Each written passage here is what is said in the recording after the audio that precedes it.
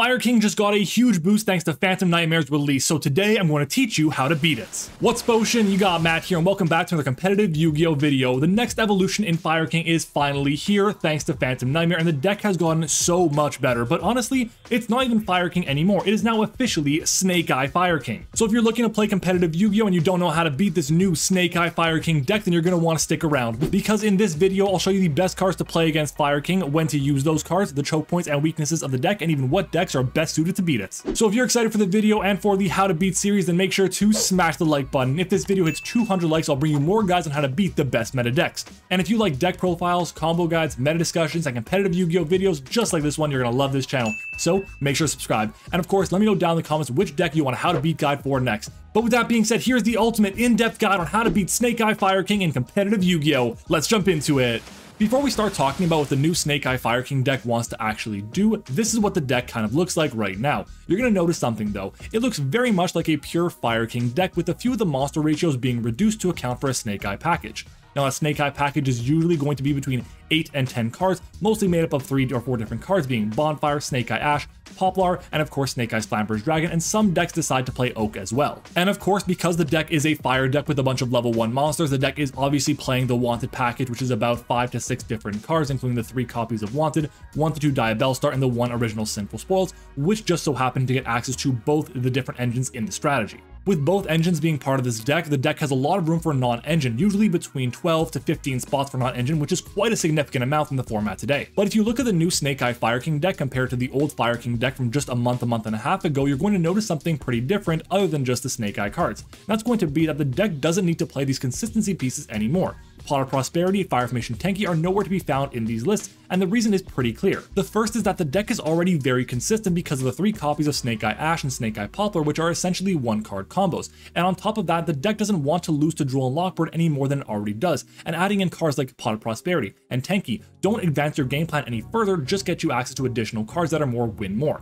So for that reason, they dropped them from the list. Thanks to the release of Promethean Princess, the extra deck has also seen a few different changes as well. Notably, Promethean Princess is being played at 1, maybe even 2 copies, and of course Amphibious Swarmship Amlo Whale is being paired with it too. But on top of that, we're also seeing 2 powerful Link 4 monsters being paired as well for OTKs. That's going to be World Sea Dragon Zealantis and Salamangreat Raging Phoenix. Now that we know what the deck looks like, what is the deck actually trying to accomplish? Well, the first thing they want to do is look at establishing both sides of the engine, the Fire King engine and the Snake Eye engine. This can be done very easily by accessing just the Sinful Spoils package, because they get access to both engines pretty easily. When the deck is able to establish both of the engines in the strategy, which it can do fairly consistently, the deck becomes incredibly powerful and has a ton of upside. But arguably more important than that is that it can keep recycling its resources and just keep coming at you. The main way to stop that is by banishing cards like Garunix, Oak, and of course Flamber's Dragon. All 3 of these cards are the main ways that the deck is able to recycle its resources and get advantage back while being in the graveyard. When they are able to get these 2 engines together, they can take advantage of both different types of disruption that the engines provide. For example, Snake Eye is really good at link climbing into something like an Appaloosa or getting a banishing effect from the SP Little Knight, and of course, they can easily get to Promethean Princess, Bestower of Flames for that kind of disruption too. On the other hand is Fire King, which is also really good because they have access to Garunix, which can destroy a Kirin in deck for example, which can then revive a card and destroy a card without targeting on the field, which is really nice. But arguably more important than that is they have access to Fire King Sanctuary too, which allows them to quick Xyz summon into a Garunix Eternity and blow up the entire board other than itself. These 2 engines pair incredibly well together because they both contain level 1 fire monsters, and of course because both of these decks have disruptions that are supported by the other engines. Now let's talk about the main endboard for Snake Eye Fire King and what it looks like. But honestly, the majority of the time the endboard can vary quite significantly, but there are usually going to be 4 key pieces of interruption that are going to be present in almost every single endboard. Those 4 main disruptions are going to be Promethean Princess, IP Masquerena, Fire King High Avatar Kirin, and Fire King Sanctuary. Starting off with Promethean Princess in the graveyard. Having Princess in the graveyard does 3 things for them. It gives a destruction effect that can't be hit by infinite impermanence or other targeting effect negation. It destroys a fire monster they control so they can trigger other effects like Garunix for example, and it replaces the body that they just lost, usually while getting another interruption in the graveyard like Amlo Whale. The second interruption is IP Masquerena. The main combo goes through a line to put IP in a spell and trap zone and then summon it during your draw phase with Flamberge's effect. Then, during the main phase, they link it off with the Flamberge Dragon into something like an SP Little Knight. The reason this combo is so strong is not just because you get access to one of the strongest cards in the game in SP Little Knights, but you can also chain block its effect by going Chainlink 1 SP and Chainlink 2 Flamber's Dragon to summon back 2 level 1 fire monsters. And on top of that, the Flamber's Dragon trigger will summon out the 2 cards like Oak or Ash or Ponix and get searches or special summons off those cards as well. Just remember, they can't link into SP Little Knight while Princess is on the field because it locks them into fire monsters. The third point of interruption is Fire King High Avatar Kirin in hand. They can add this card from the graveyard to the hand through the effect of Salamangreat Sunlight Wolf, and at any point during the main phase they can just simply use Kirin, destroy the princess, and summon it out. This will trigger 2 other effects that can also be chain blocked. Ambler Whale to non-target destroy a card on the field, and then Garunix's effect in hand or graveyard to summon itself out. And that then leads to destroying another card in the deck, possibly another Kirin for another non-targeting destruction and Monster Reborn. And the last disruption they usually have is Fire King Sanctuary. You'll notice that after this there will usually be 2 level 8 monsters on the field. They can simply overlay into Garunix Eternity using Sanctuary to Darkhold the entire board. So all of that is off of a 1-card combo, but let's count how many interruptions it actually is. Well, you have not 1, but 2 effects of SP Little Knight for interruption. You have the pop with Kirin, you have the pop with Ambler Whale, you have the pop with Princess, and then you of course have the board wipe with the Fire King Sanctuary. That's 6 interruptions for a 1 to maybe 1.5 card combo. That is insanely good. And don't forget, there are going to be non-engine cards, hand traps in the hand because they don't need to use all the resources in their hand to be able to get these cards going online. And on top of that, because of Flamberge, they can summon out 2 level 1 fire monsters like Poplar, Ash, or Ponix, which can all search cards to be able to get the engine back online the next turn. So yeah, the deck is honestly insane and will definitely be one of the best decks of the format. But now that you know what the deck looks like and what the game plan actually is, let's start looking at cards that are going to help you actually beat it, starting off with Handtraps, and these are the ones we're going to be covering today. Ash Blossom is always going to be a good card because it can stop so much, but it's not that strong against Fire King Snake Eye compared to other decks. The reason why is that there are so many key cards that you can hit with Ash Blossom. Any of the Snake Eye monster effects to summon from the deck, you can Ash the original Sinful Spoils, you can Ash the Fire King Island, and more. You might think that's a good thing, but in reality it isn't, because the deck can simply just extend a bit more and then link into Hita, take your Ash from the graveyard and then link into Promethean Princess and basically make a regular combo from there. If you have to Ash something, I'd recommend ashing the effect of Snake Eye Ash to summon from the deck only when they have no other fire monsters on the field. This means that they have a much harder time getting into Flamber's Dragon, which does so much for the strategy. Again, Ash is a good card, but it's not that impactful right now, which is why you usually need to pair it with other hand traps. On its own, it really does almost nothing.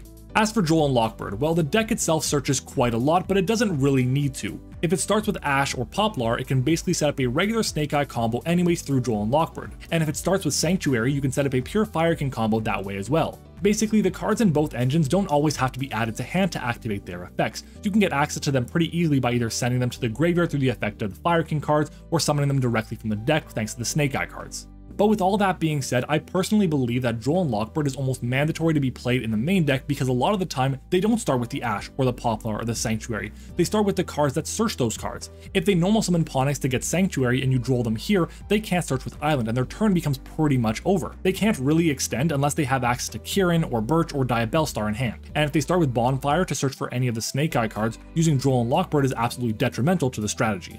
I really believe that this is one of the best 2 or 3 best hand traps against this deck. Period. So both Infinite Impermanence and Effect Veiler are solid cards, less so Veiler, but we already knew that Imperm is going to be better most of the time. But against Fire King Snake Eye, they are both similar to Ash Blossom. A lot of areas you can use them in, but almost never good enough on their own to stop them, and that's for 3 reasons. Firstly, there are so many effects that it can be used on, and it ends up creating what's basically choice paralysis, and the most optimal option isn't always clear with the information we as players have. Second, they have so many ways to extend that a lot of the time it doesn't matter what you hit with Imperm or Veiler. Or they're already so far in their combo that at the worst case it stops maybe 1 interruption from hitting the field. And the third reason is going to be Fire King High Avatar Kirin and Sending for cost. If they normal Ash and you Imperm, we've already established that they can play through Droll with just an Ash, so if they Kirin they can still add Poplar and go through the same line they normally would, but this time they need to get to Oak in rotation to get Ash back. And because the copy of Ash that they revive back from the graveyard is going to be a new copy, quote unquote, they can still use the effect to summon from the deck, and you can't Imperm in response to the effect of Ash to summon from the deck because it sends itself to the graveyard for cost. Honestly, I think I prefer to use Imperm as a board breaker, specifically on the Flamberge effect during my draw phase, or on the IP effect if it's summoned out before the main phase. Both Imperm and Valor are solid cards, but honestly they really only do well when paired with other hand traps or a lot of really strong engine. Moving on to Nibiru. Nib is a really good card against the deck and deserves some main deck consideration. The problem is most of the time they can just play around Nibiru because of the Fire King cards. The main combo gets to a Sacred Fire King Garunix to destroy from deck in less than 5 summons, meaning that even if they are hit with Nibiru after this, they have follow-up on the next turn by getting Barong Search effect for Kirin. The best time to use Nibiru is going to be right before they summon out the Princess. Usually that's going to be after they summon out the IP and have already used the effect of Flamber's Dragon to summon back 2 cards. I feel like I'm saying this for all the hand traps so far, but it's a very good card, but it doesn't do enough on its own against the deck. Granted, there are lines that are weaker to Nibiru than others are. For example, if they destroy Kirin instead of Barong, their end board is significantly weaker because you can still Nibiru them before they get to Princess or at the very end of their combo. As for Fantastical Dragon Phantasme, the deck does a lot of link summoning, so the summon effect is almost always going to be live on Phantasme, and the deck does target a lot too, but honestly, it's rare that they have more than one link monster on the field during their turn. Phantasme is fine, but I'd recommend other cards. Skullmeister is a decent option because a lot of the cards activate in the graveyard, but Skullmeister doesn't get rid of the resource, so for that reason it's not as strong as other cards would be. Basically, while the card can be used in this matchup, unless your deck can search for it or it really wants to play more than 15 to 18 hand traps, there are going to be better options. Dimension Shifter is amazing against Snake Eye Fire King. We already know how good it is against pure Fire King, but we also know that Snake Eye cards need to send cards to graveyard for cost, so it can shut down both engines. Honestly, if you're playing a shifter deck, you're going to have a much easier time against Snake Eye Fire King than the majority of other decks in the format. Bestials are pretty weak, and we all saw that coming. The deck itself is almost entirely made up of fire monsters outside of Diabellstar and Link Karibo, so honestly, just do not play Bestials in this matchup. DD Crow is basically a better Bestial, and while it's still good at stopping a lot of different effects like the Princess, the Flamber's Dragon, Poplar, Barong, Garunix, and more, it also really needs to be paired with another hand trap or board breaker to be effective. Ghostbell is a fine card against the deck because there's a lot of graveyard movement, but honestly the only cards I would actually consider using it on are Flamber's Dragon to summon back 2 different monsters because it allows them to extend a lot further, and on the Princess effect in the graveyard to summon itself back out and destroy a card. Ghost Ogre is bad against this deck. It's bad against Fire King, and it's arguably even worse against Snake Eye. Do not play Ghost Ogre against this strategy. In the upcoming Fire format, every deck needs to play hand traps pretty clearly because they're that strong, but board breakers are also really strong too, and these are the ones we're going to be covering today. Evenly Matched is a pretty strong board breaker this format, but not necessarily against this deck. It can force them into a tough position though by using IP Masquerena a bit earlier than they wanted to. That's fine though, because when they link into SP Little Knight, they can trigger the effect of Flamber's Dragon to summon back 2 level 1 monsters, both of which will search for a card because they know they're not going to be dying this turn. Then, when you evenly them, they can just chain the effective SP and banish itself and whatever monster they want to bring back in the end phase.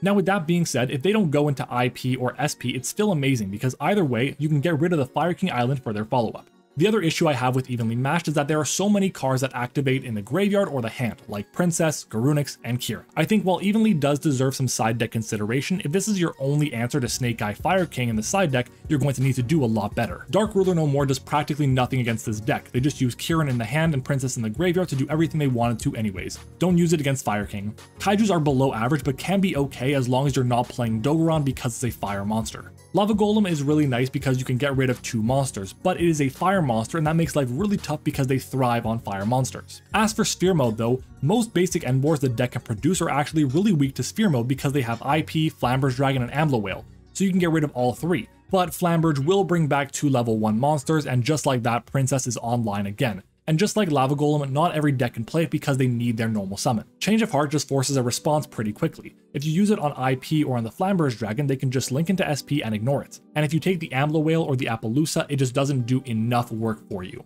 Triple Tactic Talents though is a really good option against this strategy, but it's not always going to be live. Most of the time, the Fire King player will use their effects in draw phase or standby phase to play around talents. But because it doesn't target, if you can use it before they link into SP Little Knight, that's a big advantage for you. Kashtira Fenrir is great for 2 reasons. The first is that it's just going to be a free body that can be special summoned more than once per turn. The second is that it banishes a card face down, making it near impossible for the deck to recur those resources. My concern is that if you special Fenrir, before you search for the other Fenrir, they can just use the effect of Princess, destroying it and the Ambler Whale. Fenny is an awesome option against this deck, but it's really not good enough going into a full Fire King board on its own. It needs another card. So the board wipes like Raigeki, Dark Hole, Lightning Storm, and Harpy's Feather Duster are fine. Honestly, Duster is usually going to be useless because they'll have Sanctuary up to protect the island, and Raigeki or Dark Hole, while they are nice for cleanup duty, they aren't cleaning up that much. After the board wipe resolves, Ambler Whale will trigger to bring back a Link 3 or lower monster like IP or even SP, and Flamber's Dragon will trigger to bring back 2 level 1 fire monsters and turn Princess back online again.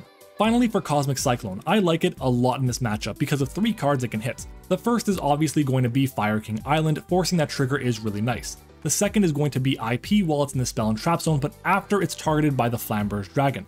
And the third is going to be Unpopular while it's in the spell and trap zone. This forces them to use a body on the field for the effective Snake Eye Ash or for the effective original Sinful Spoils. There are definitely some cards that I've missed talking about in this section of the video, but don't worry, I'm going to be covering them shortly. And the way I'm going to do that is by talking about cards that are good going first and cards that are good going second. Starting off with cards that are good going first. I feel like I'm always mentioning these 2 cards, and it's for good reason. Spellbound is an awesome card against this strategy, both going first and going second. If you use it right before they go into Promethean Princess, you stop pretty much everything they could want to do. And Summon Limit is also an amazing option because the deck needs to summon a lot to get its engine completely online. And while they can play Summon Limit very effectively, they can shut it off whenever they want to by the effects of Kirin, or Ash, or Oak. On the other hand, when it's your Summon Limit, they can only shut it off using the effect of Kirin, which they're not always going to be able to do in less than 3 summons. Anti-Spell Fragrance is also another really solid option against this deck as well because there are so many spell cards. Because of the trends in the OCG, we've actually seen that Anti-Spell Fragrance is one of the best options in the side deck for Fire King Snake Eye, and I believe it'll be very good in the TCG too. And lastly, for going first is going to be Different Dimension Ground. It's an amazing option, but you pretty much need to be playing Labyrinth for that to work. As for going second, Super Polymerization is an amazing option because you're getting a free body and getting rid of the Ambler Whale summon back and the Flamberge on the field. And depending on your extra deck, you may even be able to get rid of almost all interruption they have. To do that, you have to play Earth Golem at Ignister, a fusion monster that requires a Cyberse monster and a Link monster. Well, IP and Ambler Whale fit that bill. Is it going to do anything for you on the field? Not really, but Super Poly becomes a 2-card combo to get rid of potentially 3 interruptions, the 2 from SP and the Ambler Whale summon back as well. Just keep in mind that not everyone has room for Earth Golem at Ignister in their extra deck. Triple Tactics Thrust into Soul Release is honestly one of the best ways, if not the best way, to break a Snake Eye Fire King board. The deck has so many mandatory effects like Barong and Ponix, which activate in the standby phase. There's also the effects of Flamber's Dragon, which is almost always being used in the draw phase or standby phase to summon back the IP, so Thrust into Soul Release is really nice for that reason. The cards you want to banish depend on the board state, but if you see these cards in the graveyard, you can always use it on them. Promethean Princess, Garunix, and Flamber's Dragon. By banishing these 3 cards, you do 2 things. Firstly, you get rid of a ton of follow-up and interruption. And second, most Fire King Snake Eye lists only play 1 Garunix and 1 Flamber's Dragon. Other options to banish with Soul Release are going to be Ambler Whale and Barong or Ponix. And if they have the Flamber's Dragon on the field still, I would recommend banishing all but 1, maybe even all of the level 1 fire monsters in their graveyard along with the Princess and the Garunix. So with all that being said, my top 5 best cards to use against Snake Eye Fire King are going to be Soul Release, Triple Tactics Thrust, Droll and Lockbird, Dimension Shifter, and Super Polymerization. Now let's start talking about the choke points and weaknesses of the deck. The first choke point I want to talk about is going to be the graveyard. If you can stop them from accessing the graveyard entirely, or from even putting cards in the graveyard, it gives you a massive advantage in the matchup. And one of the choke points I wanted to mention is going to be Snake Eye's Flamber's Dragon, and the reason why is because the card itself, resolving both effects of it, is insanely strong. Having it sent to the graveyard gives it 2 extra bodies to link climb, which is really good, and allows them to search as well. If they use that on your turn, they get basically a +4, the 2 bodies and the 2 searches they get from those 2 bodies as well. So getting rid of that card is going to be really important. Now I want to highlight 2 different decks that have a good matchup against Snake Eye Fire King. The first is going to be Kashtira for a few different reasons. The first is going to be that Kashtira can easily play Dimension Shifter very well in the strategy, which is obviously a really good card against the Snake Eye Fire King deck.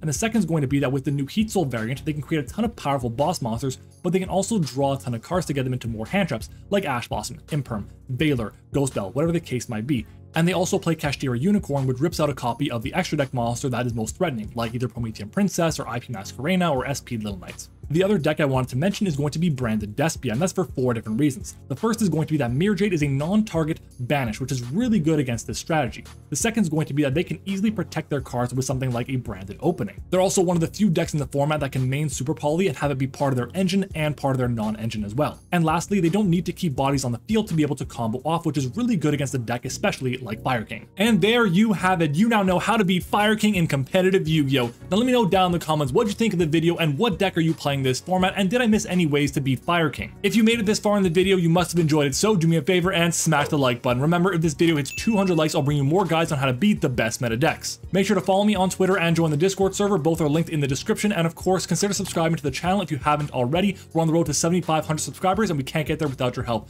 Or if you really enjoyed the content, click the join button to learn more about becoming a channel member. Thanks for watching, I hope you enjoyed it, and I'll see you all next time.